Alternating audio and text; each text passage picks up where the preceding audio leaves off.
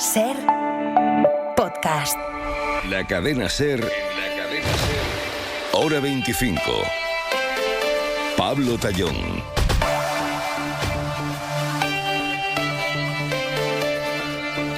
Hoy Feijóo ha anunciado un plan para reconstruir la nación, es lo que ha dicho él, y aquí podríamos preguntarnos si en este plan entra incorporar el concepto de prioridad nacional.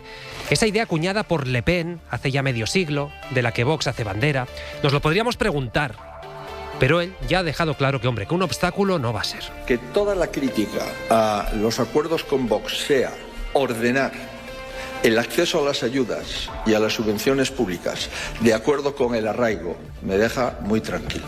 Lo que sí podría intentar aclarar es cuál es exactamente su posición respecto a la justicia. Y digo esto porque no ha necesitado esperar a ninguna sentencia para afirmar sin ningún tipo de duda que Zapatero es culpable y que Sánchez, que ni siquiera está imputado, también. Lo que está claro es que Sánchez está en manos de Zapatero. Zapatero está en manos de Julio Martínez y todo el sanchismo depende de quién empieza a cantar. Esa es una conclusión que creo que participa la mayoría de los ciudadanos de nuestro país. Sin el rescate de Sánchez, Zapatero no habría podido cobrar mordidas. Es decir, sin Sánchez, Zapatero no habría podido delinquir. No tiene duda, pero es que sin ninguna prueba, Feijóo también tiene claro que Pedro Sánchez no solo era conocedor, sino que viene a decir que era el cabecilla, la X, de otras tramas, como por ejemplo el caso Ábalos Cerdán. Para encontrar la zona cero de la mayor corrupción de nuestra democracia, no hay que irse ni a Canarias, ni a Navarra, ni a Valencia. La zona cero está en la Moncloa. El señor X es el propio Sánchez y su ausencia total de estándares morales. Miren, todos los casos y no falla. Sánchez es el nexo político corruptor. Es decir, Sánchez sí o sí conocía las corruptelas de Ábalos y Cerdán, las supuestas corruptelas de Zapatero, pero Rajoy no sabía nada de la Gürtel, pero Cospedal no sabía nada de la Kitchen y Esperanza Aguirre no sabía nada de la Púnica. De hecho, el mismo PP ya condenado a Zapatero y a Sánchez es el mismo PP que dio veracidad a una denuncia informal contra Paco Salazar y ese mismo PP es el que pide respetar la presunción de inocencia del alcalde de Móstoles, imputado, él sí en los tribunales, en un caso de acoso sexual. Nuestro partido en la Comunidad de Madrid tiene una posición en relación a este alcalde, confiando en su inocencia y en una denuncia que no es una denuncia correcta. Veremos lo que dicen los tribunales. Creo que es lo correcto.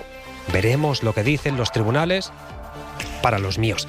No sé, puestos a recuperar la ética, la moralidad, reconstruir la nación, como dice Feijóo, estaría bien que los valores, que el análisis sobre qué está bien, qué está mal, sobre qué es delito, sobre qué no, sobre cuándo respetar la presunción de inocencia y cuándo no, que todo esto no esté condicionado por el carné político que cada cual lleve en su bolsillo. Hoy comentamos la comparecencia de Feijóo y también otras cuestiones de actualidad con Fernando Garea. ¿Qué tal? Buenas noches. Hola, buenas noches. Ana Salazar, ¿qué tal? Hola, buenas noches. Y Borja Barragué, ¿cómo estás? Buenas noches. Gabón, Pablo, buenas noches. Buenas noches. Ahora son las 10:03, las 9:03 en Canarias. Y antes de abrir la mesa de análisis, eso sí vamos a actualizar, porque saben que estamos preocupados por los incendios. Vamos a actualizar el mapa. Laura Bermejo, buenas noches. ¿Qué tal, Pablo? Buenas noches. Hay uno que está cogiendo fuerza, que preocupa, es el de Almorox en Toledo. Ha obligado a activar a la unidad de emergencias, ¿eh? Sí, la UME se moviliza ante este incendio que ha empezado en la localidad toledana de Almorox y se ha saltado a la Comunidad de Madrid. Ha habido que desalojar 2 urbanizaciones. ¡Desalojen las viviendas! Así va la Guardia Civil desalojando a los vecinos del Encinar de Alberche. Los agentes han tenido que meterles prisa incluso. Venga, lo más importante es abandonar a la zona, ¿vale? Y en las imágenes se ve incluso una mujer desmayada por la tensión a la que los agentes tienen que llevarse en volandas. Vamos, tranquila, señora. Vale, no pesa mucho, ¿vale? La Comunidad de Madrid ha pedido la incorporación de la UME para atacar por tierra al frente principal de las llamas. Estamos pendientes además del incendio en Huelva, que mantiene a casi 400 vecinos desalojados en Villanueva de las Cruces. Y en Guadalajara, el incendio de la Mierla, con más de 32.000 hectáreas quemadas, sigue activo y sin estabilizarse, a pesar de una evolución satisfactoria. Sí llegan buenas noticias del otro fuego de la provincia, el de Selas. Mejora el pronóstico y han ordenado el realojo de los 6 pueblos que estaban evacuados. Tenía ganas de volver porque tengo por ahí 4 tomatejos que si no los riego me se secan. No, miedo no he tenido nunca, no. Me ha sentado así como de sorpresa, porque no me lo esperaba. No me lo esperaba tan pronto. Esto han dicho algunos de ellos en declaraciones a Televisión Española. Y, por cierto, Pablo, una última hora también, ¿Sí? El incendio en el Baix Llobregat acaba de ser también estabilizado. En lo que va de año, según datos del sistema Copernicus, han ardido en España casi 120.000 hectáreas, más del triple que en el mismo periodo del año pasado. Además, la mitad de esa superficie ha ardido en estas 2 últimas semanas de julio. Es una barbaridad. A esta hora podemos saludar a Francisco Martín. Buenas noches. Hola, buenas noches. El delegado del Gobierno en Madrid. Usted está ya en este incendio que ha empezado en Almorox, en Toledo, que ha saltado ya a Madrid. No sé si podemos actualizar la situación respecto a lo que nos contaba Laura. Bueno, en unos minutos tendremos la primera reunión de coordinación del CECOPI para esta emergencia, pero bueno, se está desarrollando con mucha velocidad. Ese incendio en estos momentos está sin controlar, por supuesto sin estabilizar, y estamos empezando los trabajos de extinción con la incorporación de todos los recursos posibles. Se han incorporado ya a la línea frente al fuego la unidad militar de emergencias, que hemos conseguido activar con gran celeridad, y también el resto de recursos por parte del Gobierno de España, la Guardia Civil, que ha tenido una labor fundamental a la hora de llevar a cabo las evacuaciones que han sido precisas en las urbanizaciones más afectadas, porque el fuego ha llegado a las casas. Hablamos de una veintena, una treintena al menos de edificaciones que se han visto afectadas por el fuego, y por lo tanto ha sido muy importante esa evacuación temprana, y ahora tenemos que hacer frente no solo a proteger a las personas, que es lo primero, sino también a intentar controlar el fuego y que se ponga en riesgo a la menor gente posible cuanto antes. ¿Esto puede implicar desalojar a más gente?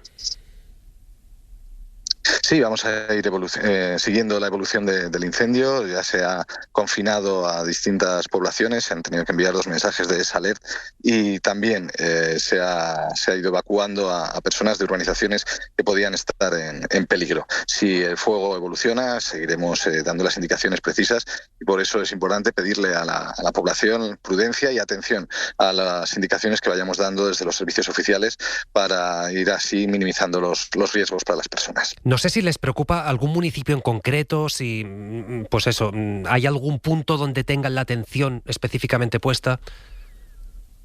En estos momentos el fuego, al venir desde Toledo hacia Madrid, pues está acercándose sobre todo al municipio de Villa del Prado, y es ahí donde hemos trasladado a las personas evacuadas de las distintas urbanizaciones también hacia Aldea del Fresno, que también tiene una superficie pues que puede estar cerca de la línea de fuego. Son los 2 municipios en los que ahora mismo tenemos más atención, aunque el puesto de mando está en Cenicientos, que es un poco más retirado. Pero bueno, toda esta zona, que además tiene una larga trayectoria de incendios, siempre incendios complejos por la orografía, por la vegetación, y que además en estos momentos, dadas las condiciones climatológicas de este año, pues se encuentra con un combustible que nos preocupa, y por lo tanto es importantísimo ese esfuerzo de todos los recursos públicos que están trabajando para tratar de contener lo antes posible este incendio y que podamos terminar con el riesgo lo antes posible. No sé si me decía que había 20-30 casas que se han visto afectadas ya por las llamas. Sí, al menos podemos ya confirmar esa treintena de viviendas que se han visto sobrepasadas por el fuego, algunas pues destruidas totalmente, otras en su parte exterior, pero sí, al menos esas viviendas, y seguramente vaya incrementándose el número a lo largo de las próximas horas. Entiendo que sin daños personales. Sí, de momento la evacuación ha sido efectiva y no tenemos que lamentar por el momento ningún herido, ni tampoco personas intoxicadas por el humo. Vamos a ver si podemos continuar así, que eso es sin duda lo fundamental, el evitar cualquier tipo de daño personal como consecuencia de este incendio. ¿La meteorología va a ayudar, delegado? Bueno, tenemos buenas expectativas para la noche.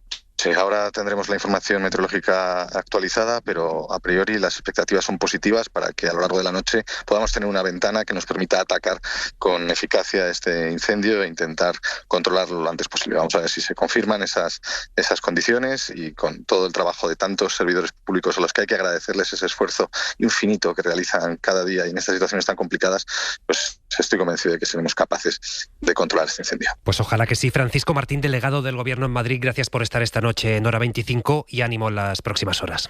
Gracias a ustedes, buenas noches. Hora 25. Pablo Tallón. 10 y 11, 9 y 11 en Canarias. Seguimos con Fernando Garea, Ana Salazar, Borja Barragué. Tarde o temprano iba a pasar y ha pasado. La prioridad nacional está a punto de llegar al Boletín Oficial del Estado. Y es que el PP y Vox han aprobado los primeros presupuestos de Pérez Llorca, que dejan por escrito y por primera vez en un documento oficial esa idea que acuñó por primera vez hace medio siglo, ni más ni menos que la extrema derecha francesa del ultra Jean-Marie Le Pen. José Forés Romero, buenas noches. Buenas noches. Y es irónico porque, entre otras cosas, populares y Vox fijan esta prioridad nacional como principio para acceder a las políticas de vivienda en municipios donde su principal problema no es que haya mucha gente haciendo cola para las viviendas, sino todo lo contrario. Es decir, quieren aplicar la prioridad nacional también a pueblos que lo que sufren es despoblación. En concreto, incorporan ese criterio a un programa de ayudas para facilitar el acceso a la vivienda de jóvenes en municipios afectados por la despoblación. Y amplían, por ejemplo, el plazo de empadronamiento de 12 a 15 meses para acceder a la renta valenciana de inclusión.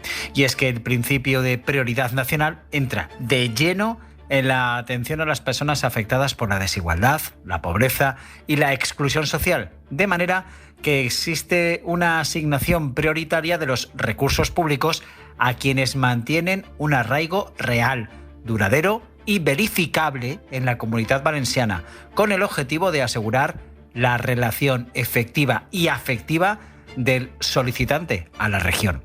Y José María Llanos de Vox avisa que la prioridad nacional ha llegado para quedarse. Y el PP sigue aferrándose a que no es prioridad nacional, aunque esté por escrito, que es arraigo y que no se discrimina por el color de la piel. No distingue entre inmigrantes y personas nacidas aquí. Por supuesto que no. Jamás lo toleraría. Ante esto, la secretaria general del PSPB y ministra Diana Morán avisa que acudirá al Constitucional si hay discriminación en estos presupuestos, que son los peores presupuestos que hemos vivido nunca en la Comunidad Valenciana, porque son presupuestos de recortes y son presupuestos racistas. La bancada del PP ha celebrado la aprobación de pie, aplaudiendo, mientras los de Vox permanecían sentados. Eso sí, Pérez Llorca ha ido a saludar al portavoz de esa formación, que estaba en su escaño.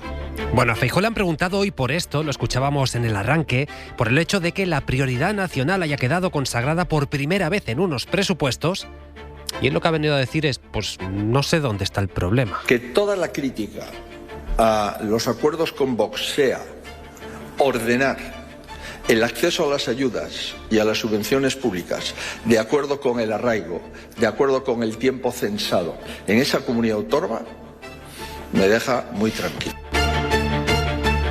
Me deja muy tranquilo, decía. Fernando, abro contigo.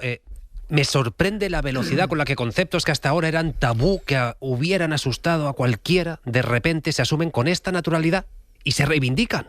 Esa es la gravedad de este asunto. Yo creo que el hecho no solo de aceptarlo, sino normalizarlo de esa manera, me parece muy grave. Yo creo que se crea un marco en la política española que hasta ahora era impensable y ahora de pronto ya es algo normal. Tiene varios efectos que digo de crear un marco en la política. Tiene otro, que es el de las normas. En principio creo que va a ser más difícil llevarlo a las normas autonómicas porque puede ser recurrido por el gobierno y ser paralizado en el Tribunal Constitucional, pero me preocupa que sea un marco que sirva para las elecciones generales, teniendo en cuenta que, según las encuestas, hay posibilidad de que gobierne la derecha y la ultraderecha, y entonces sí que hay posibilidad de llevar esto a leyes, digamos, estatales o nacionales. Pero además me parece que sitúa un marco mental para los ciudadanos muy terrible, esto de son los inmigrantes los que me van a quitar la sanidad, me van a quitar los servicios públicos, la educación y hasta el trabajo. Yo creo que eso es lo que está dentro de esas dos palabras, de ese sintagma, que me parece terrible, y como en la ventana de Overton se ha conseguido ya normalizar y meter dentro de la política. Y prueba de que es algo peligroso desde mi punto de vista son las piruetas mentales que está haciendo el Partido Popular desde hace meses para intentar explicar y normalizar esto de que en política lo que no puedas explicar no lo hagas, pues es lo que está ocurriendo. Es decir, nos está intentando colocar que es otra cosa, que incluso que son cosas que están en vigor, pero insisto, me parece un concepto peligroso por su materialidad en las normas cuando esté, pero también por el marco que crea en la política nacional y el que los normalicemos y digamos otro acuerdo con prioridad nacional, otra ley que lleva prioridad nacional, otros presupuestos con prioridad nacional. Creo que ese concepto es bastante peligroso. Ana. Sí, comparto en parte el análisis de Fernando y mi conclusión es que Vox ha ganado la batalla. Si echamos un poquito la vista atrás y vemos todo lo que ha conseguido Vox en lo que llevamos de 2026, bueno, llevamos un poquito más de medio año, ¿no?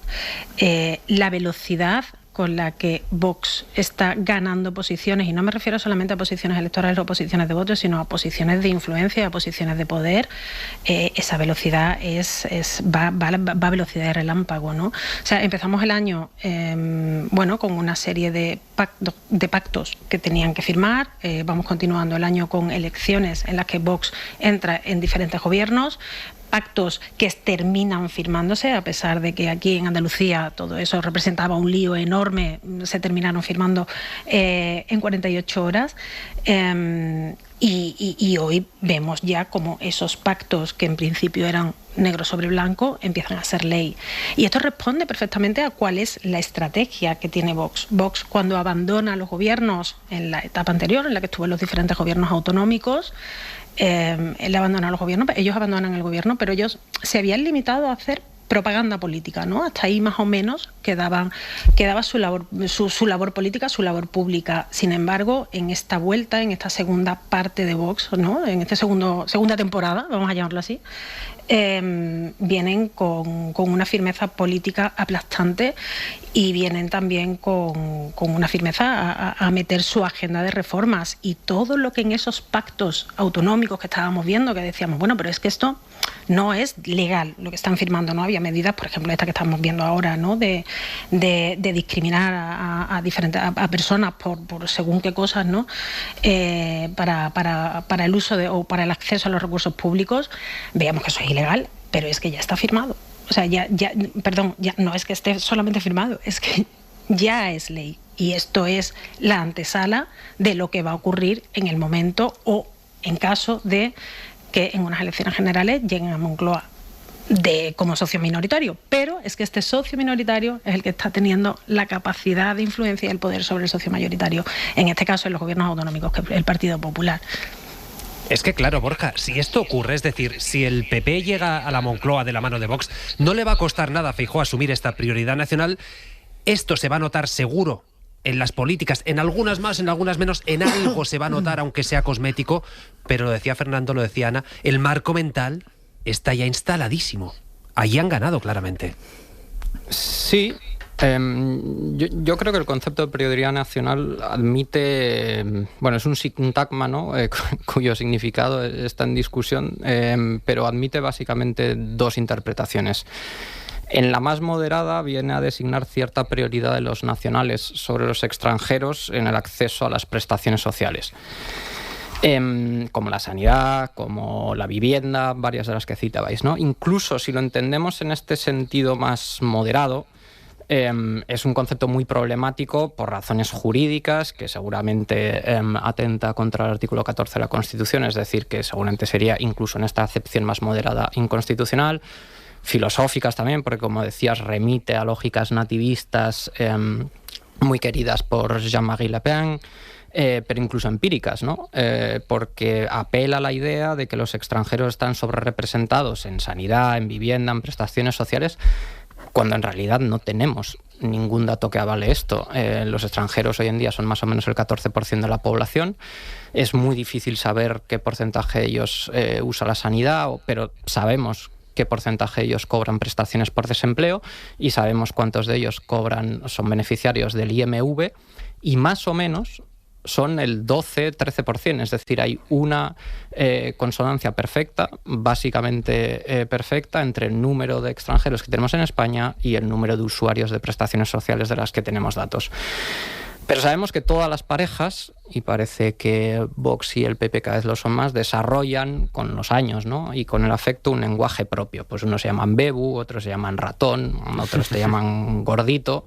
no quiero romper algunas expresiones también se podrían prohibir, pero eso es otro debate. Claro, no quiero romper la magia de la radio. A mí me llaman gordito en casa y peso 59 kilos y corro maratones. O sea, quiero decir, es un lenguaje que no designa la verdad del todo. Y en ciencia política tenemos es muy para cafeteros, ¿no? Pero tenemos un término para esto que voy a explicar, que es el dog whistle, el silbato para perros. Vale. Y son expresiones que utilizan pues los líderes políticos, los candidatos, para llamar la atención de su electorado, empleando términos que no significan lo que significa la literalidad del término, ¿vale? Y seguramente cuando hablamos de prioridad nacional y cuando la emplea Vox y cuando la emplea Santiago Abascal, ni siquiera estamos hablando de esa prioridad en el acceso a servicios sociales, que ya es muy discutible por las razones que acabamos de decir, sino que directamente apela a cuestiones que tienen que ver con el lenguaje anti-inmigración y no contra cualquier inmigración en general, sino que apelan a la xenofobia, a la islamofobia y al racismo. Y esto es muy preocupante, porque, como decían Ana y Fernando, instalan un marco que, más allá de cuestiones empíricas o jurídicas, lo que hace es señalar un chivo expiatorio, que son los extranjeros, que son los culpables de cualquier problema social, económico que tenga el país.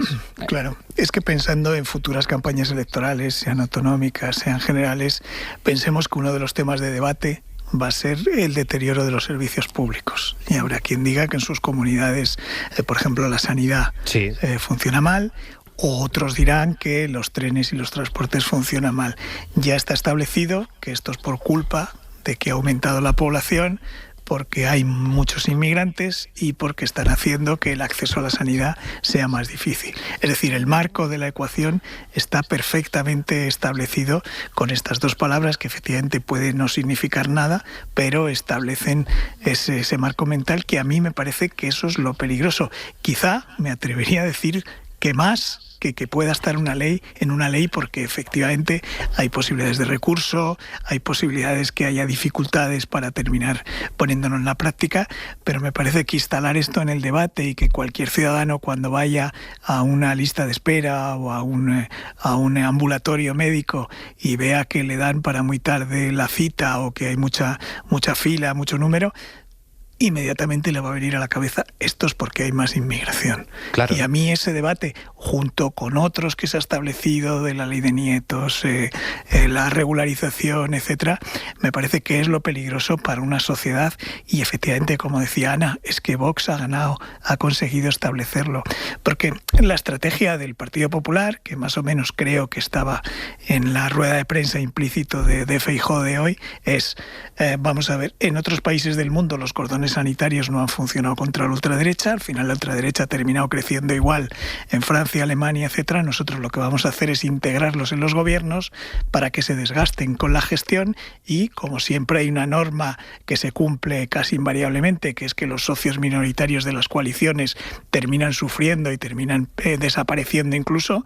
Vamos a aplicar esto. Y eso está en la filosofía de lo que está haciendo Feijóo en las comunidades autónomas con los acuerdos con Vox. Pero claro, si empiezas con esos acuerdos aceptando todo el marco y todas las exigencias que te establece Vox, si además les das las consejerías que precisamente tienen que ver con sus guerras culturales, especialmente alguna muy significativa a la que tendemos a prestar poca atención los medios desde Madrid, por ejemplo la agricultura, estás creando la posibilidad de que esa teoría no te funcione, o al menos no dé tiempo para que se funcione antes de las elecciones generales, que es lo que realmente le importa a Vox. A Vox las comunidades autónomas le importa poco, como demostraron cuando se salieron de esos gobiernos. Claro, citaba ahora Fernando esta rueda de prensa de Feijóo, una rueda de prensa de balance del curso, un balance que para él no es que sea negro, no, es que es negrísimo. El líder popular ha descrito un país en decadencia en múltiples ámbitos, algunos, por cierto, competencia de las comunidades que gobierna el PP, pienso en la sanidad, pienso en la vivienda, y ha sido especialmente crítico con la corrupción. Y en ese sentido, Adriana Jordán, buenas noches. Hola, buenas noches. Es curioso porque no ha tenido ninguna duda a la hora de señalar a Pedro Sánchez como el núcleo de toda ella, de toda la corrupción, insistimos, a pesar de que no está investigado ningún proceso. Pero eso sí, lo decía yo al arranque, cuando le han preguntado por el alcalde de Móstoles del PP imputado por acoso sexual, él lo que ha dicho es, hombre, respetemos la presunción de inocencia. El balance de Núñez Feijóo ha apuntado a 3 sitios: a la corrupción del gobierno, al fin de la legislatura y a la idea de que el PP es alternativa. El líder popular se detenía en las sentencias y en las investigaciones. Subía el tono en concreto con el vínculo entre Zapatero y Sánchez, a quien acusa a este último de ser el señor X del caso Plus Ultra. Sin el rescate de Sánchez, Zapatero no habría podido cobrar mordidas. Es decir, sin Sánchez, Zapatero no habría podido delinquir. Feijóo reclama de nuevo elecciones y dice que se prepara para una tarea de reconstrucción si llega al gobierno. Preparados para mejorar nuestros resultados respecto al ciclo anterior, preparados para dar todos los debates que necesita nuestro país con valentía y preparados para acometer la reconstrucción nacional que necesita España desde el primer día de gobierno. Ha evitado pronunciarse sobre cómo y con quién llegar a la Moncloa. Sí destacaba que su relación con Abascal es fluida y tienen menos roces. Claro, Ana, aquí es el problema, es que cuando llevas años instalado en la hipérbole, cuando haces un balance de este tipo, pues a lo mejor las palabras no tienen el peso que le gustaría que tuvieran al líder del PP. Bueno, no solamente el peso, es que si somos tajantes con un tema, pongamos la corrupción, hay que ser tajante con todo el mundo y con todos los casos de corrupción, los que son suposiciones, los que son presuntos, incluso los que están inmersos en una causa judicial, ¿no? Es decir, ahí no, es que ¿sabes lo que pasa, Pablo? Que en el momento en el que una formación, un líder, un partido político utiliza una medición diferente cuando es su formación política o cuando es otra formación política, en el ciudadano lo que se genera, en la ciudadanía, en la sociedad, lo que se genera es una desafección grande, y esa desafección y esa falta de credibilidad lo que hace es abrir una grieta por la que entran, bueno, pues estas formaciones que vienen con soluciones mágicas para problemas que son tremendamente complejos, ¿no? A mí me ha llamado mucho la atención una cosa que a lo mejor os aparece, hay a quien le ha podido pasar por alto, pero me ha llamado mucha gracia, me ha hecho mucha gracia lo del señor X. He de reconocerlo, porque esa imagen de señor X creo que es una referencia que tenemos o tienen las personas mayores de 50 años, ¿no? 40 y tantos, 50 años, con lo cual... Hace referencia al cerebro de los GAL. Efectivamente. Que se atribuía, o algunos querían atribuir ese papel a Felipe González. La de horas de tormentas de ideas que habrá visto en su equipo está ahí. Ponlo. Vamos a ver, ¿a qué público nos queremos dirigir? ¿Dónde tenemos el mayor caladero de votos? Personas mayores de 50 años. ¿Qué es lo que conocen? Señor X. Venga, pues vamos con el señor X, ¿no? Entonces, por un momento, cuando estaba escuchando esta mañana a Feijóo, estaba visualizando esa war room o esa mesa donde se estaba preparando el speech, y perdonadme, esto es de formación profesional mía. En cualquier caso, sí, te veo venir, Fernando. En cualquier caso,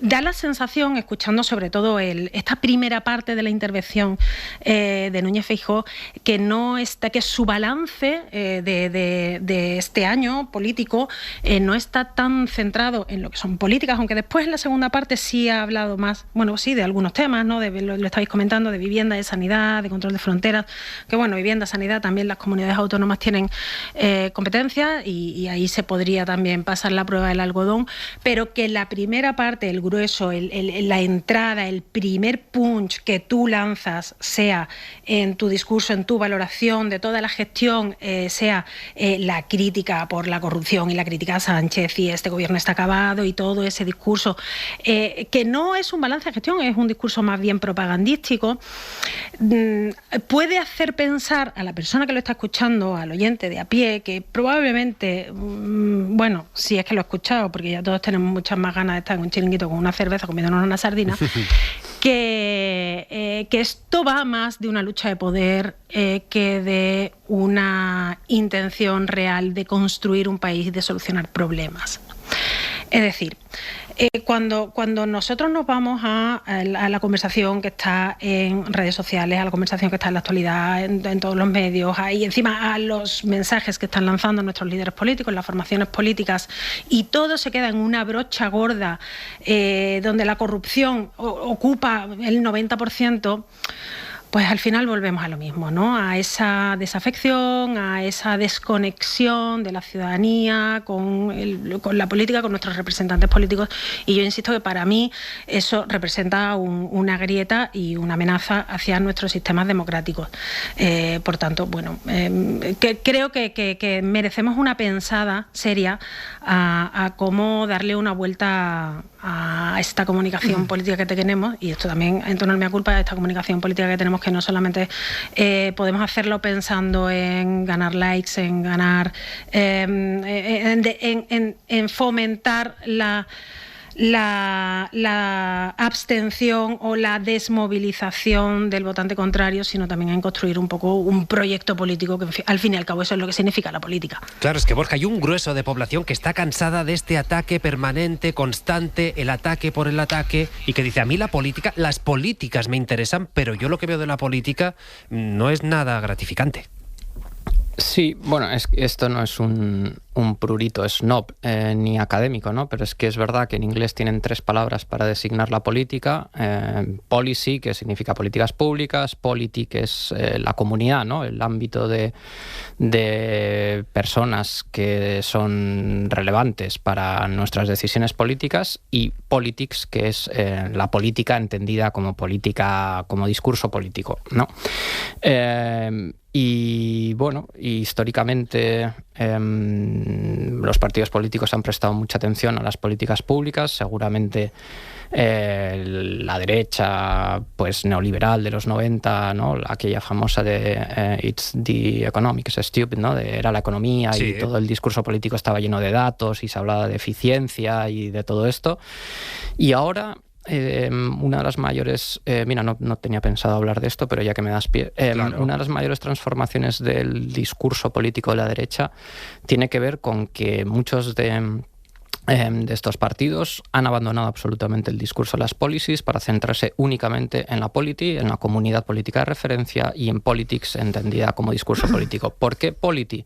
Bueno, pues porque básicamente cuando hablábamos antes de prioridad nacional, estamos hablando de eso, de quiénes son las personas que deberían participar en el proceso electoral y quiénes deberían ser los destinatarios de nuestras medidas.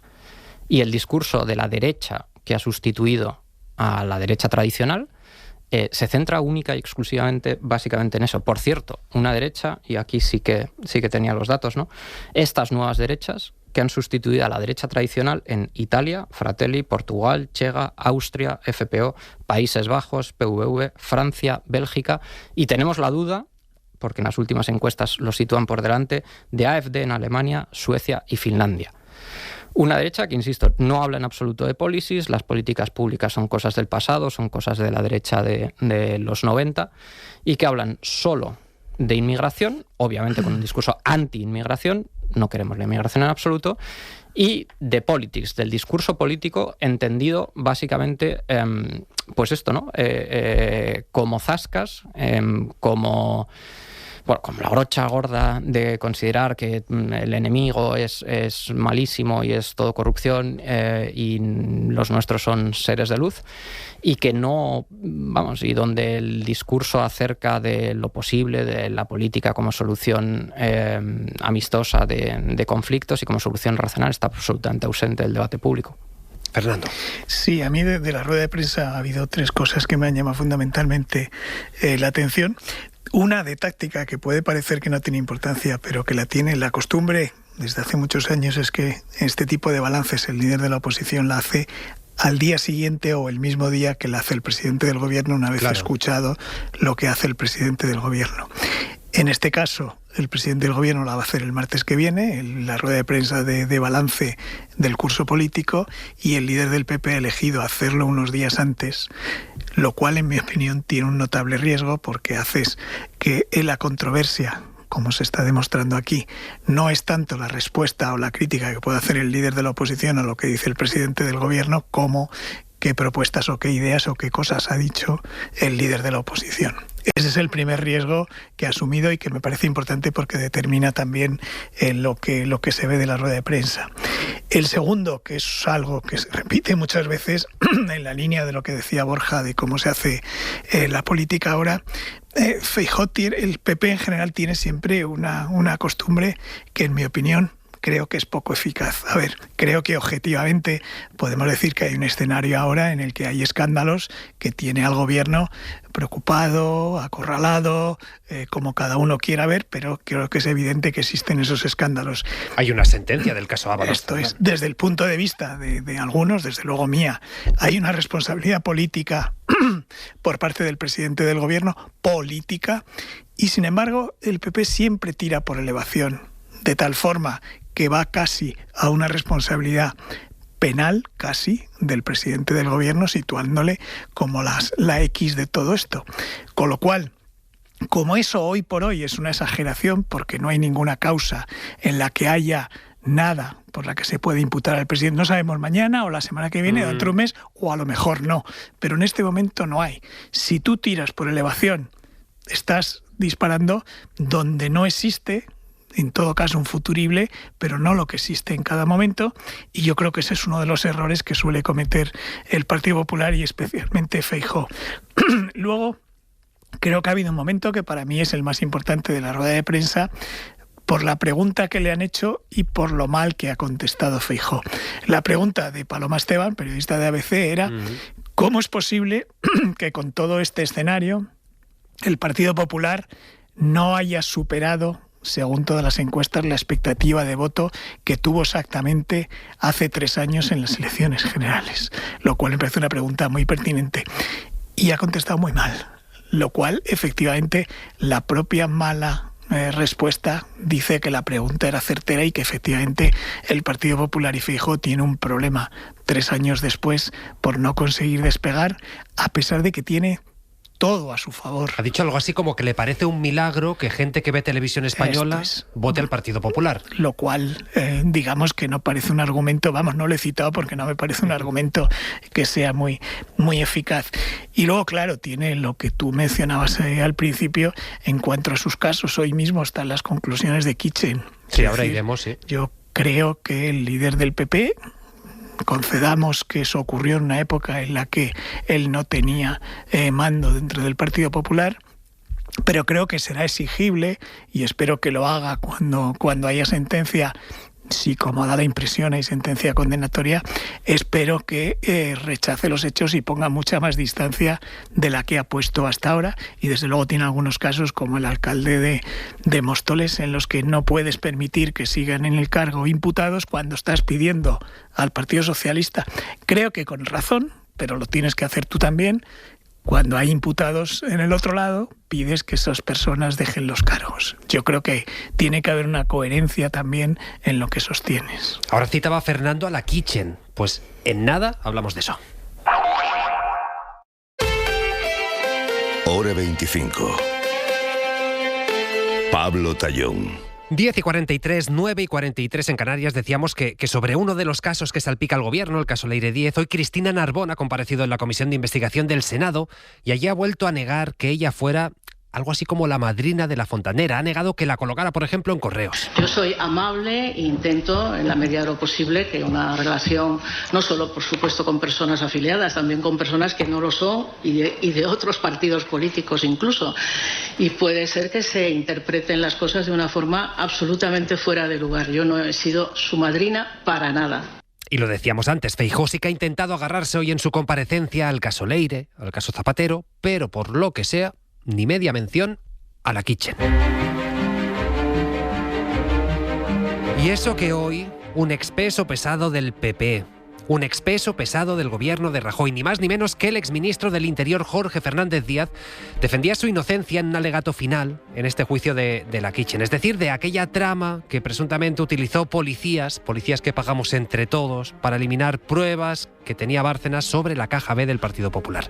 Miguel Ángel Campos, buenas noches. Hola, ¿qué tal? Muy buenas noches. Claro, la defensa de Fernández Díaz ha intentado situarlo como una víctima y desacreditar una de las pruebas más relevantes, que es un SMS que su ex número 2 depositó ante notario, Y es curioso, Campos, porque el exministro recuerda que estos mensajes, en estos, también se menciona a Rajoy y a Cospedal, pero en cambio ellos no están acusados. En su alegato final ante el tribunal, el abogado del exministro Fernández Díaz ha criticado un trato desigual. Sostiene que su cliente fundamentalmente se sienta en el banquillo por los mensajes revelados por su secretario de Estado, Francisco Martínez. Recuerda que el propio Martínez también aludió en sus mensajes a Rajoy y que, al contrario que el ministro, el expresidente no ha sido acusado. Jesús Mandri. Estos mensajes fueron remitidos por el señor Martínez manifestando sus quejas y reproches hacia el señor Rajoy y hacia don Jorge Fernández Díaz. En estos mensajes el señor Martínez hace referencia no solamente a don Jorge Fernández Díaz, sino a otras personas también, que no están y que no han estado en este procedimiento judicial. A Fernández Díaz le incriminan los mensajes y también las agendas de Villarejo, pero el abogado ha recordado que en esas agendas también aparecen Cospedal o su exmarido y tampoco han tenido que sentarse en el banquillo. Por su parte, el abogado del exsecretario de Estado, Francisco Martínez, ha basado su defensa en que la operación Kitchen era un operativo legal de inteligencia para encontrar dinero y testaferros de Bárcenas y en tratar de desacreditar que el extesorero tuviera información de interés. Por desacreditar, ha negado la caja B del PP, algo reconocido ya incluso por el Supremo. Claro, Borja, Fernández Díaz lo que dice es, hombre, si Rajoy y Cospedal no están aquí, yo tampoco tendría que estar, no tiene sentido, pero lo puedes leer en sentido contrario. Es decir, lo podrías leer desde el punto de vista de decir, pues es que a lo mejor tendrían que estar. A lo mejor tendrían que estar, y no voy a hacer arqueología judicial, pero a mí también me ha llamado mucho la atención, lo decía antes Ana, que hoy la expresión que haya empleado Feijóo haya sido la de la famosa X de los GAL para referirse a los casos de corrupción del PSOE, porque si no están María Dolores de Cospedal, Mariano Rajoy y alguien de la que solemos olvidarnos, porque entonces era la que lleva la dirección política del CNI, que es Soraya Sáenz de Santamaría, es por cómo cerró la instrucción de forma bastante abrupta en julio del 21, si no recuerdo mal, de hecho es el 29 de julio, que era jueves o viernes, es decir, antes de tomarse las vacaciones de agosto en los juzgados, García Castellón. Es García Castellón quien decide exonerar, es decir, no investigar, no imputar, diríamos en lenguaje anterior, ni a Mariano Rajoy, ni a María Dolores de Cospedal, ni a Soraya Sáenz de Santamaría. Y esto es curioso, porque el caso Kitchen se llama Kitchen por la importancia de las libretas de Villarejo en todo este caso, porque a Villarejo le parecía que Sergio Ríos, el chofer al que pagan, ¿no?, con fondos reservados para que le haga la vigilancia a Bárcenas, se parecía al cocinero Sergi Arola. Y hasta ese punto, ¿no?, son importantes las libretas de Villarejo, porque es estas anotaciones las que dan nombre al caso. Y resulta que decide no imputar ni a María Dolores de Cospedal, ni a Mariano Rajoy, ni a Soraya Sáenz de Santamaría, y yo no voy a decir aquí que correlación sea causalidad, pero después de haber estado 16 años como magistrado de enlace, primero en Francia y luego en Italia, los magistrados de enlace tenían un sueldo de 9.500 euros netos mensuales en 14 pagas en 2016, a propuesta del PP. Y ese mismo juez, alguien decidirá, no yo, si es un conflicto de interés o no, que insisto, que ha sido designado para un puesto que mucha gente querría para sí, ser magistrado de enlace, que es básicamente muy poco trabajo y mucho dinero, primero en París y luego en Roma, el que decide pues que los audios de María Dolores de Cospedal con Villarejo pues no merecen una investigación de María Dolores de Cospedal, o que no merece una investigación, insisto, porque lo de Mariano Rajoy pues ya lo hemos hablado 1000 veces, Soraya Sáenz de Santamaría, cuando parece ser que está acreditado que en su residencia en Baqueira había cámaras que habían sido instaladas por el CNI, que luego se le investigó, que luego hubo un preso, ¿no?, que en la cárcel le hizo un seguimiento al propio Bárcenas. En fin, cuando hay muchos indicios para considerar que evidentemente esta trama no la organizan los policías rasos del cuerpo, porque de repente se levantan una mañana, se les cruza el cable y deciden que se van a presentar con un arma en casa de Bárcenas, que van a atar a su hijo, bueno, en fin. Sino es que es de película. Es que es todo de película lo que ocurre, y hay que ser verdaderamente muy naif, muy ingenuo y muy crédulo para pensar que esto es una trampa, porque claro, Fernández Díaz lo que dice, igual que lo dice Mariano Rajoy, igual que lo dice María Dolores de Cospedal, igual que lo dice Francisco Martínez, es que ellos no tienen nada que ver, que la cúpula política de Interior, que que los altos cargos políticos de ese gobierno no sabían nada, no dieron ninguna orden, ni siquiera eran informados de las prácticas de esos cuerpos parapoliciales, por decirlo así, y que todo fue iniciativa particular y privada de cuerpos un poco exaltados, ¿no? Que decidieron por su cuenta y riesgo investigar a Bárcenas. Bueno, pues esto es evidentemente la verdad judicial que ellos quieren imponer, pero creo que hay que ser verdaderamente muy naif para creerse esa versión de los hechos. Fernando. Pero en este caso no hace falta ser crédulo. Es que hemos oído las cintas, las conversaciones. O sea, no es creer, es saber. La libretita. Porque todos sabemos de qué hablaban y sabemos, quiero decir, traducido al lenguaje jurídico, es que hay pruebas concluyentes.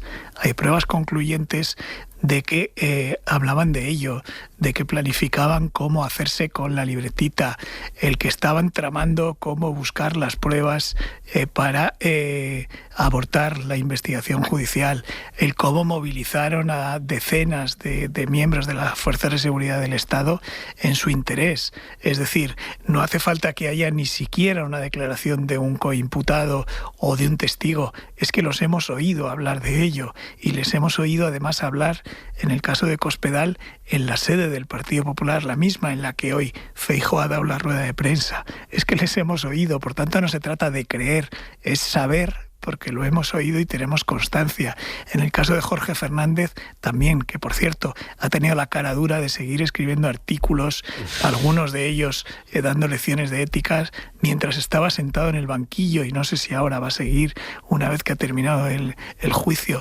Es que es todo, además de una extrema gravedad, es también de una extrema cara dura. Y efectivamente yo creo que es un cierto fracaso del Estado de Derecho, por las cosas, los episodios que ha explicado Borja, el que se abortara la investigación de quiénes estaban por encima de esto. Creo que en el caso de Cospedal, insisto, hay unas conversaciones que son muy reveladoras. En el caso de Rajoy está primero el convencimiento de que algo así no se monta sin que lo sepa él, teniendo en cuenta además, y creo que este es un dato importante, que Jorge Fernández Díaz es la persona más próxima en política a Rajoy en todos sus años de política. Primero cuando estaba en la oposición, pero también cuando llegó al gobierno. Basta ver el organigrama de todos sus gobiernos, como en todos los ministerios por los que fue pasando Rajoy, fueron unos cuantos, el secretario de Estado que nombraba era siempre Jorge Fernández Díaz. Y cuando ya llega a presidente del gobierno, entonces lo que hace es nombrarle ministro del Interior, sabiendo que es una cartera que necesita a alguien de su confianza. Es decir, digamos que es una trayectoria política bastante paralela. Era su persona de confianza, su hombre de confianza. Y luego otra de las cosas que falla en este juicio, desde mi punto de vista de las defensas, es la coartada.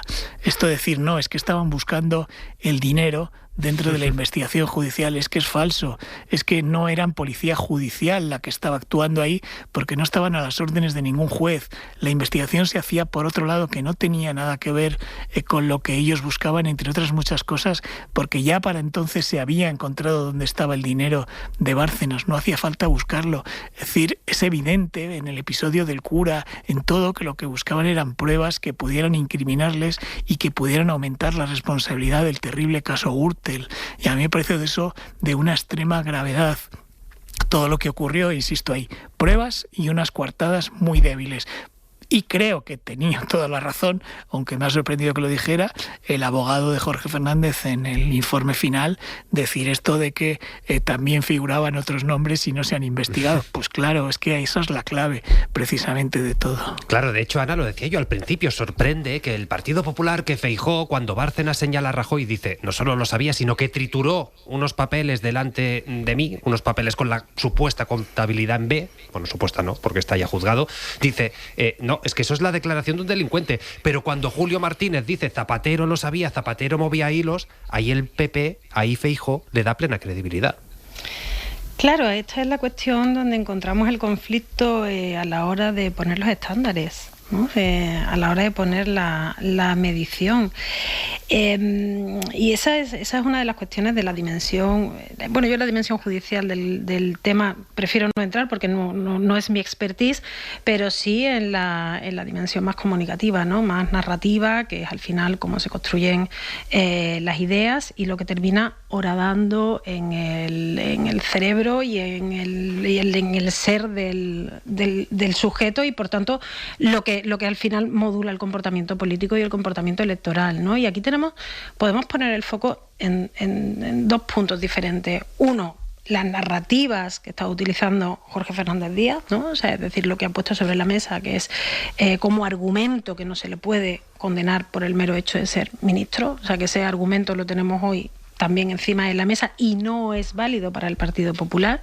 Y después también otro argumento de la defensa, que es que no se ha acreditado la comisión de ninguno de los delitos que se le atribuyen. Esto lo estoy leyendo en un entrecomillado que ha sacado el País esta mañana. Quiero decir, estas narrativas son las que al Partido Popular no le sirven de su adversario político, y son precisamente las que está utilizando, a las que responde con descalificaciones para sus movimientos en la lucha de poder, tan legítimas que son dentro del conflicto político, ¿no? Y por otra parte, después tenemos ¿cómo lo está tratando el Partido Popular? Yo creo que el Partido Popular da la sensación de que este caso lo ha dado por amortizado. O sea, el PP de Feijóo es como lo ha metido debajo de una alfombra, no hablamos del tema y es como esto ya está prescrito, esto ya fue de un gobierno anterior, no tiene absolutamente nada que ver con nosotros. Y, por tanto, me desvinculo del tema hasta el punto de no hablar ni mencionar el caso y utilizar, por tanto, que eso es lo que le permite precisamente utilizar el doble rasero, la diferencia de estándares o la doble vara de medir, ¿no? Es verdad que en esta línea de doble vara de medir, como los argumentos son de ida y vuelta, tiene mucha gracia también que el Partido Socialista, que siempre ha considerado muy importante el testimonio de Bárcenas y de los que estaban allí y denunciaban a los demás, de pronto cuando ahora hay algunos que colaboran, se dan vuelta y pactan con la Fiscalía y acusan, se dice esto de son delincuentes y qué credibilidad tienen si lo único que quieren es salvarse. Para los que somos más mayores y llevamos muchos años en esto, eso lo conocemos desde la época de Amedo, los Gal, los que de pronto declaraban y confesaban, etcétera. Es decir, es un mal bastante endémico por parte de todos los partidos el no querer darle credibilidad a quienes están sentados en un banquillo y declaran. Y como la justicia en España, en gran medida, es una justicia que incluye la posibilidad de pactos y de, digamos, beneficios penitenciarios o en condenas precisamente por colaborar, los dos partidos tienen algunos ejemplos de algunos que terminan dándose la vuelta y el suyo no le da credibilidad y el otro sí. La falta de coherencia efectivamente es de doble sentido. Faltan 2 minutos para las 11. Lo decía por Julito Martínez, para que quede claro. Las 10 en Canarias. En la cadena SER, Hora 25. Pablo Tallón. Y antes de seguir con el análisis, una noticia internacional que hemos conocido esta tarde. Ya hay juicio y hay fecha para el juicio a Nicolás Maduro y a su mujer. Va a ser el 1 de junio de 2027 en Nueva York. Hoy ambos han comparecido por tercera vez ante el juez que lleva el caso por supuesto narcoterrorismo, mientras siguen detenidos en una prisión federal de Brooklyn.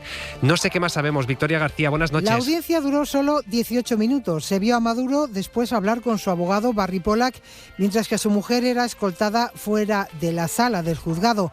Bastante más delgado que en sus últimas apariciones, algo más demacrado, el expresidente de Venezuela de 63 años y Cilia Flores han vuelto a ser trasladados a la cárcel de Brooklyn, en la que están encarcelados a la espera de juicio, que va a comenzar, como decís, el 1 de junio del 27, según ha establecido el juez Alvin Helgenstein. Los abogados de Maduro quieren que se declare nulo todo el proceso. Alegan que el expresidente no fue extraditado de modo legal, sino que fue secuestrado y trasladado sin respetar el tratado bilateral vigente entre Estados Unidos y Venezuela desde principios de siglo y cuya legalidad se habría violado con esta actuación. Y seguimos pendientes del fuego. Antes el delegado del gobierno nos decía, atención, queremos ser optimistas, pero estamos vigilando muy de cerca este fuego que se ha originado en Almorox, en Toledo, que ha saltado a Madrid. Nos ha contado que ha afectado a 20, 30 viviendas. Estamos muy pendientes. Es que estamos en plena ola de calor. Vamos a ver qué nos esperan las próximas horas. Nuria Seró, buenas noches. Hola, muy buenas noches. Esta próxima noche será difícil conciliar el sueño, sobre todo en el sudoeste peninsular. Las temperaturas mínimas serán muy altas y en Alicante, por ejemplo, la mínima puede no bajar de los 26 grados. Mañana el calor diurno se intensifica en el este peninsular y ya hay avisos rojos tanto en Valencia, Alicante y región de Murcia por ese calor extremo. Mañana en Murcia se pueden alcanzar los 44 grados. En el cielo seguiremos con calima y por la tarde en el este peninsular tendremos tormentas, en general secas, y podrán ser intensos los chaparrones entre Almería, región de Murcia, Alicante, tormentas puntualmente acompañadas de granizo y rachas muy fuertes de viento. Gracias, Nuria. Y en media hora arranca el larguero. Yago de Vega, ¿qué tal? Buenas noches. Hola, Pablo, ¿qué tal? Muy buenas. ¿Hoy con qué menú? Nos vemos aquí todos los veranitos, ¿eh? ¿Verdad? Y no hay que perder las buenas costumbres. No, ¿eh? si no... Hay que mantenerlos, ¿eh? Claro, ¿dónde estaremos? Mejor que aquí. También es verdad. Bueno, a mí se me ocurre un par de sitios, pero bueno, aquí no estamos mal. El otro estudio. El de allá. Claro, sí. Sí. Vamos a hablar de la selección española. Todavía seguimos de resaca después de conseguir ese Mundial de Fútbol y de hecho ya ha confirmado hoy la Federación Española de Fútbol los partidos en los que la selección va a estrenar la segunda estrella. Dos partidos amistosos que van a ser para septiembre, el día 29. Fíjate que van a ser los agraciados Sevilla y Oviedo. El primer partido, como digo, el 29 de septiembre en el Ramón Sánchez Pizjuán contra Croacia y un poquito después, el 3 de octubre, en el Carlos Tartiere de Oviedo contra la República Checa. Ahora luce mismo, bien, luce sí, hombre, bien. Sí, dos escenarios muy importantes además. Ahora mismo también la Federación Española trabajando en la renovación de Luis de la Fuente, que es cierto que tiene contrato todavía hasta 2028, llegaría a la Eurocopa del 2028, pero se está trabajando para ampliar ese contrato hasta 2030, lo que le llevaría al Mundial de España, Portugal y Marruecos. Y sigue en Argentina las quejas por un supuesto robo de la final por la actuación arbitral. ¿Perdón? ¿Se siguen quejando mucho? Sí. De hecho, esto no es broma, ¿eh? No es noticia del Mundo Today. Lo digo porque hay una plataforma en Argentina que ha recogido hasta la fecha más de 60.000 firmas en el que están pidiendo que por favor se repita el partido por corrupción.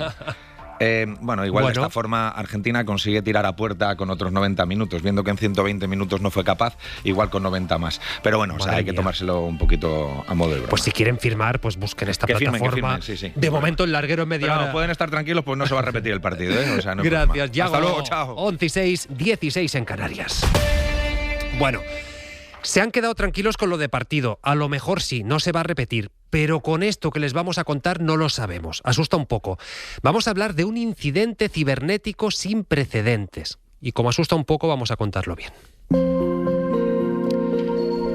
A ver, resulta que una inteligencia artificial, un nuevo modelo del ChatGPT, se ha escapado del control humano. Es decir, los ingenieros estaban haciendo pruebas en un entorno controlado, en una especie de laboratorio cerrado para medir las capacidades, pero esta inteligencia escapó de esta jaula, saltó a Internet y desde ahí hackeó una plataforma para robar información que le resultaba útil para resolver el problema que le planteaban estos investigadores. Pablo Anzola, buenas noches. ¿Qué tal, Pablo? Buenas noches. Pablo, OpenAI, que es la empresa responsable de esta inteligencia, ya ha dicho que hay que acostumbrarse a este tipo de incidente porque, claro, los modelos cada vez van a ser más potentes y, por tanto, más difíciles de controlar. Eso es, lo ha dicho en un comunicado en el que reconoce que todo ha sido un accidente, es decir, que no había ningún tipo de intención maliciosa, pero en el que avisa de que lo ocurrido no tiene precedentes. En realidad se viene tiempo alertando de que algo así podía pasar. Sam Altman, el número 1 de esta empresa, de OpenAI, decía hace unos meses que el mundo no se está tomando en serio lo que viene, y siendo, por cierto, el programador, reconocía que una de sus grandes preocupaciones era perder el control de la inteligencia artificial que él mismo diseñaba. Bueno, eso es justo lo que ha pasado. OpenAI entrenaba a 2 de sus últimos modelos en uno de esos circuitos herméticos, pero uno de ellos simplemente se ha fugado. Lo ha hecho para resolver un problema que le planteó un humano y ya sin su supervisión se ha infiltrado en Internet para acceder a los datos de otra tecnológica. Esto es un incidente que llega en un momento de preocupación general.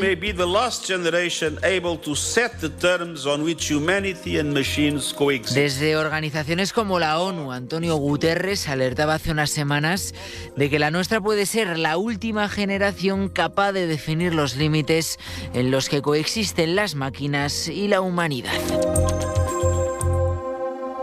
Pues gracias, Anzola. Vamos a seguir profundizando en esto que nos cuentas. Eusebio Nieva, buenas noches. Buenas noches. Eusebio Nieva es director técnico de Checkpoint Software para España y Portugal. Checkpoint es un proveedor de soluciones de seguridad cibernética precisamente para empresas, para gobiernos. No sé cómo de preocupante es que un agente de OpenAI ataque otra plataforma de inteligencia artificial. Para responder a tu pregunta, sí, es muy preocupante lo que ha ocurrido, porque demuestra que los modelos, si no se le dan las instrucciones correctas, si no se les circunscriben a unas circunstancias adecuadas, pueden ser un gran problema de seguridad. Y de hecho lo que estamos viendo es que están multiplicándose las amenazas de ciberseguridad precisamente por el uso indiscriminado de la inteligencia artificial generativa.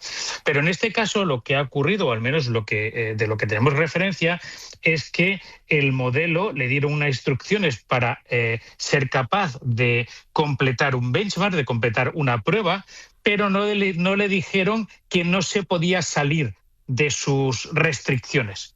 Y entonces, como cualquier otra inteligencia artificial, buscó todos los caminos para poder, llegar a hacer esa prueba que le habían dicho que escogiera. Y uno de los caminos era irse a este otro proveedor de inteligencia artificial que sabemos que alberga resultados de los benchmarks de la prueba que le había hecho OpenAI a este modelo. Entonces, digamos que lo que pensó el modelo, entre comillas, con mucha pensar, con mucha estirar la palabra, al final lo que hizo fue, dado que me han dicho que tengo que realizar y pasar esta prueba, como no soy capaz, lo que hizo fue salirse de sus restricciones, ir a Internet e intentar encontrar esos resultados en este otro proveedor. Pero entrar para saltarse los resultados y entrar en este otro proveedor, realmente lo que hizo fue un ataque de ciberseguridad para intentar entrar en sus sistemas. Es decir, sí, realmente lo que demuestra es que si le damos autonomía a uno de estos modelos es un gran problema de ciberseguridad, pero en este caso lo que ocurrió es que los que estaban probando el modelo no se dieron cuenta de que no le habían restringido lo suficiente. ¿Usted como ingeniero está sorprendido por esta noticia o era previsible? Bueno, hasta cierto punto sí es sorprendente. Es sorprendente porque, aunque ya estamos viendo que la inmensa mayoría de los modelos que se denominan frontera, es decir, de última generación, tienen unas capacidades de ciberseguridad realmente asombrosas, en este caso la creatividad, entre comillas, del modelo es lo que es más sorprendente. Es la creatividad en el sentido que lo que hay es, tú le pones una prueba delante y es como si le dices, oye, tienes que abrirme esta caja de seguridad y no tienes la llave. Y no le dices, no, solo puedes buscar la llave por aquí, por la casa. No, lo que ha hecho fue salirse, abrir la puerta de la casa, saltarse la cerradura de la casa, irse fuera, irle a robar la llave a otro. Eso es lo que ha hecho el modelo básicamente. Entonces esa creatividad es lo que realmente es un poquito más sorprendente. También es cierto que lo que estamos viendo es que no solamente los modelos de última generación se pueden utilizar precisamente para establecer este tipo de problemas de ciberseguridad, sino también otros modelos menos avanzados, simplemente con más tiempo o, digamos, con más iteración, más insistencia, pueden llegar a ser tan efectivos a veces como los modelos frontera o los modelos de última generación. Claro, esto incluso puede preocupar más, porque alguien piensa, bueno, pues si incluso modelos inferiores son capaces de crear tanto, de que se nos escape de algún modo del control o de lo esperable para nosotros, claro, uno se pregunta, ¿y el día que sean tan inteligentes que incluso puedan engañarnos, puede darse el caso de que ni siquiera podamos detectar estos comportamientos, que actúen por su cuenta sin que nosotros lo sepamos?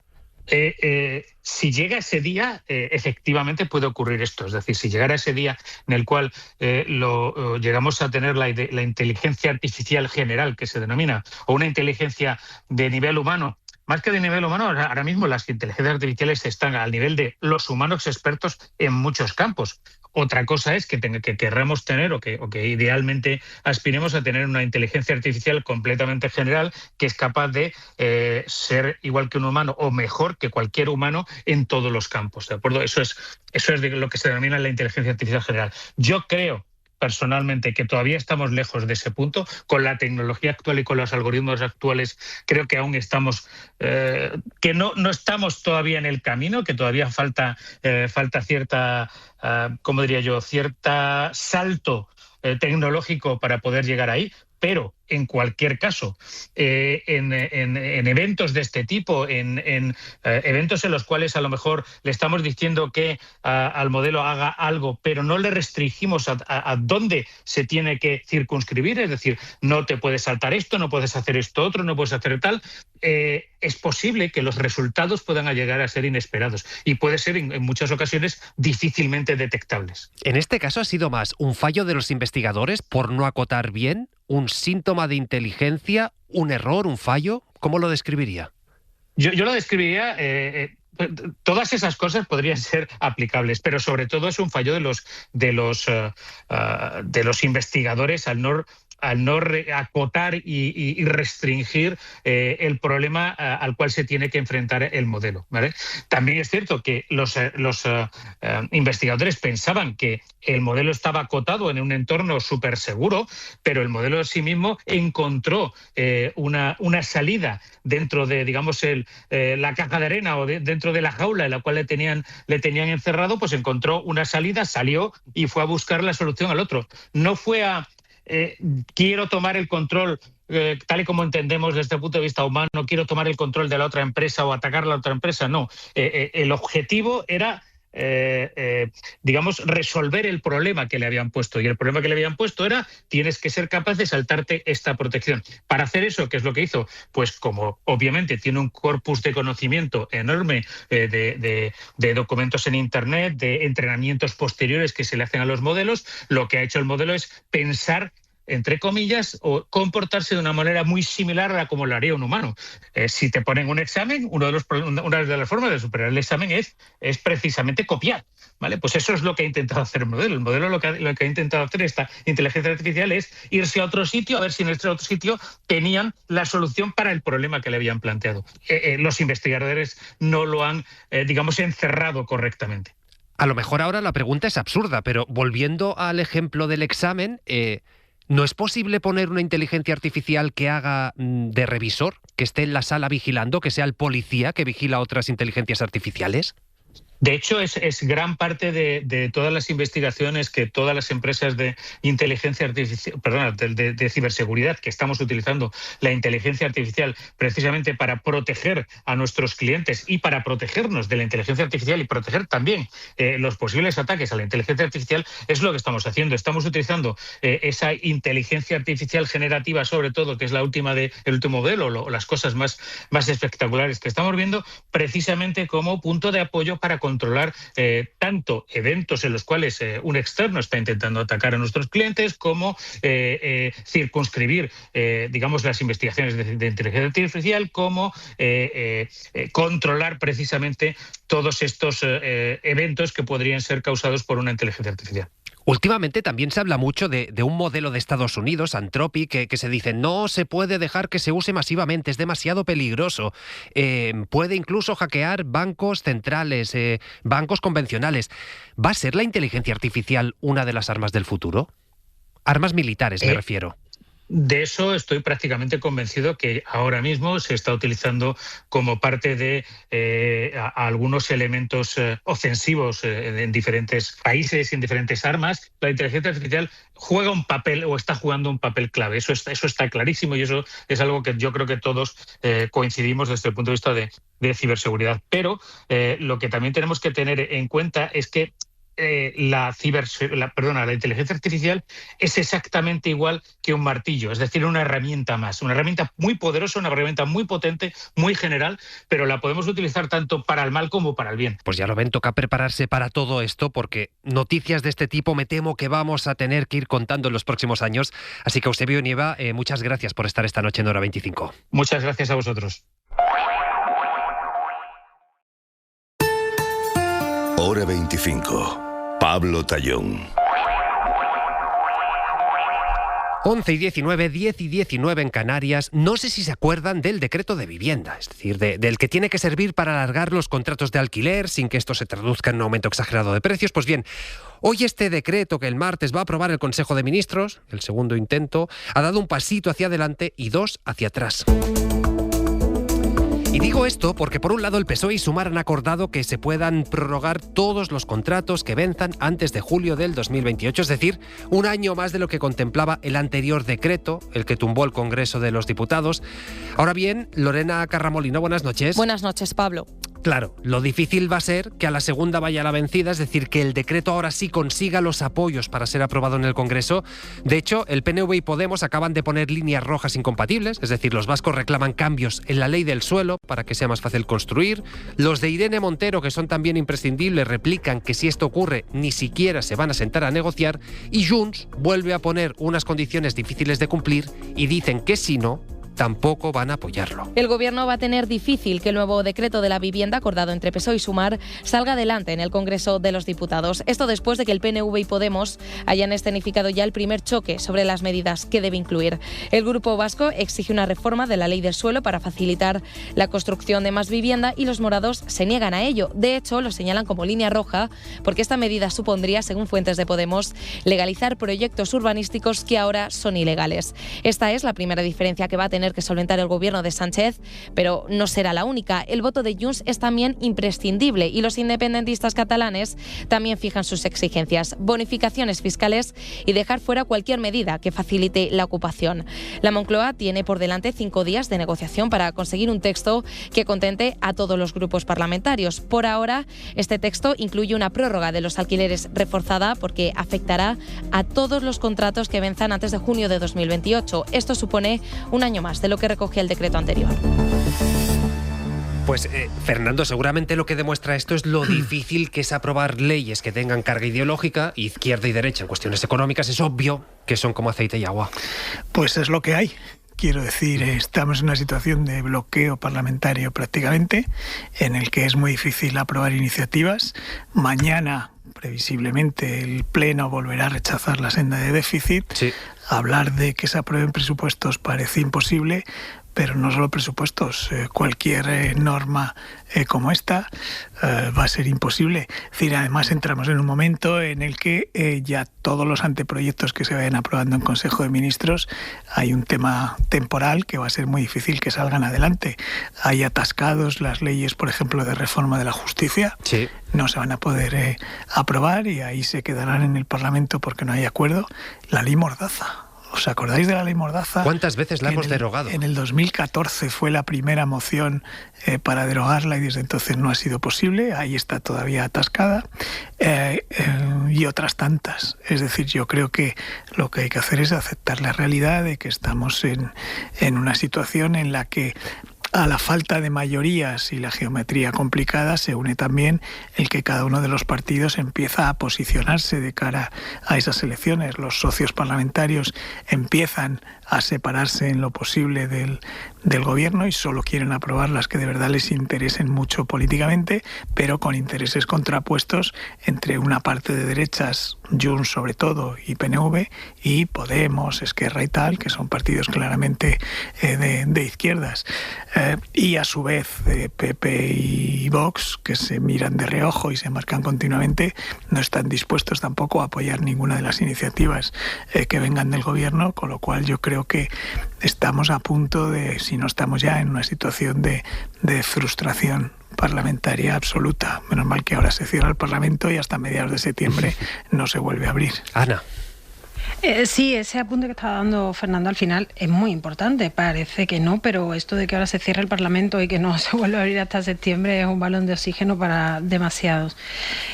También comparto, Fernando, lo que estabas comentando, ¿no? Que los partidos empiezan a posicionarse. ¿Por qué? Pues porque ya empezamos a ver un poquito ese burbujeo de cara a un 2027 que es un año electoral, que tenemos elecciones municipales, que tenemos elecciones autonómicas en algunas autonomías, y que tenemos elecciones nacionales, aunque las nacionales no sepamos cuándo, ¿no? Y aquí yo lo que veo en el tema, la sensación que me da es que los socios de gobierno, ya no solamente de coalición, sino los socios de gobierno, me refiero a Sumar, sí se están empezando a poner un poquitito nerviosos también por los datos que estaban arrojando el CIS, ¿no? En este CIS de julio estamos viendo el dato que da de fidelidad de voto es de Sumar es de un 11,4%, es decir, está muy bajito, y da la sensación de que están intentando posicionarse, ocupar espacios en temas que para ellos son importantes. ¿Por qué? Pues porque puedan oler, porque puedan intuir esa frustración, la frustración de la iniciativa, de esta iniciativa legislativa, y quieran empezar a posicionarse o empezar a defender su bandera o coger o atrapar banderas de cara a unas elecciones. A mí me parece, desde un punto de vista, bueno, desde ciudadano, ¿no? El hecho de que se intenten meter en un paquete diferentes medidas donde todos los socios de investidura puedan verse reflejados de alguna manera, esas iniciativas que hemos visto que han ido de manera independiente al Congreso de los Diputados y que han sido rechazadas, intentar hacer un compendio donde todo el mundo pueda verse identificado y buscar una solución conjunta a un problema que es tremendamente complejo y que es creo que el CIS lo tiene como, no sé si el primero o el segundo problema del país, vamos, en cualquier caso es el problema, ¿no? Y evidentemente hay que buscar soluciones y hay que arrimar el hombro. Entonces, en este tipo de negociaciones hay que tener un poquito de prudencia, hay que trabajarlas, ¿no? Desde el silencio, desde la discreción, en fin, entonces poner lupa aquí creo, bueno, pues que puede llevar a eso, ¿no? A hacer saltar por los aires pues algo que puede ser bueno, pero bueno, en cualquier caso tendremos que ver, que parece que estoy yo aquí de agorera, ¿no? Pero no, tenemos que ver cómo acaba la votación, que la votación no se ha producido. Y sinceramente, y si puedo y me lo permitís, espero por el bien de este país que se tomen medidas de manera consensuada y que sean duraderas en el tiempo para solucionar este problema. Es que es una emergencia, Borja. Sí, absolutamente. Una historia y un dato. La historia es que en los años 80 más o menos se instauró una idea, tanto a derecha como a izquierda, que llamamos democracia de propietarios, ¿no? La hizo popular Margaret Thatcher y la idea era construir clase media a base de hacerla propietaria de su casa. Y esto no solo ocurrió en Gran Bretaña, insisto, con un gobierno bastante liberal y bastante poco intervencionista como el de Thatcher, sino en muchos países, ¿no? Y el dato. En España, en 2002, los menores de 28 años, el grupo en concreto 23 a 28 años, alrededor del 60% de esa generación eran propietarios de una primera vivienda. En 2017, o sea, solo 15 años después, no llega al 25%. O sea, ha disminuido alrededor de 40 puntos porcentuales el porcentaje de propietarios entre 2002 y 2017. O sea, ya no estamos en una democracia de propietarios, sino que estamos en una democracia de inquilinos. ¿Por qué no estamos en una democracia de propietarios? Bueno, seguramente porque se ha dejado de hacer vivienda pública y porque el precio de la vivienda se ha globalizado, es decir, la vivienda ha entrado en mercados globales donde puede llegar un fondo y comprar el piso y evidentemente no competir, ¿no?, en igualdad de condiciones con el sueldo de un españolito. Los precios de la vivienda se han globalizado, pero los sueldos no. De hecho, de acuerdo con datos de la OCDE, España es el cuarto país donde menos se ha actualizado el salario real entre 1994 y 2024. Y estamos en una democracia de inquilinos, ¿no? Pero el problema es que por cuestiones múltiples, ¿no?, pero sobre todo por razones de tributación, hoy en día es un gran negocio comprar un piso y ponerlo en arrendamiento turístico. Más aún si eres un fondo de inversión que compra un bloque entero y lo pone entero en alquiler turístico. O sea, pues, que me parece un tema en el que habría que meter mano. Y tendremos que seguir desarrollando. Seguiremos comentándolo, pero es que tenemos noticia de última hora. Isabel Villar, buenas noches. ¿Qué tal, Pablo? Buenas noches. Y es que una noticia de consecuencias inciertas en Oriente Próximo, porque Estados Unidos ha alcanzado un acuerdo nuclear con Arabia Saudí. Sabíamos que las negociaciones estaban muy avanzadas, Trump lo perseguía desde hace tiempo, pero es que lo acaban de firmar.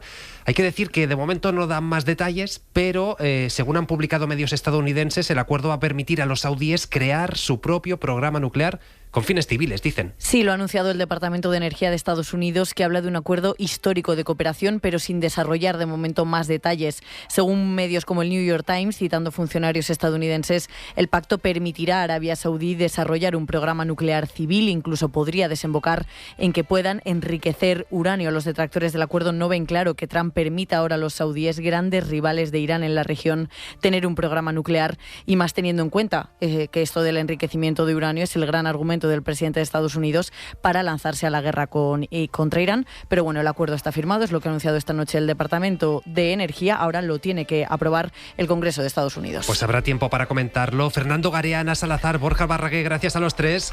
Adiós, buenas noches. Pablo, adiós. Y gracias, oyentes, y hasta mañana. Se quedan con El Larguero y Yago de Vega. Para no perderte ningún episodio, síguenos en la aplicación o la web de la SER, Podium Podcast o tu plataforma de audio favorita.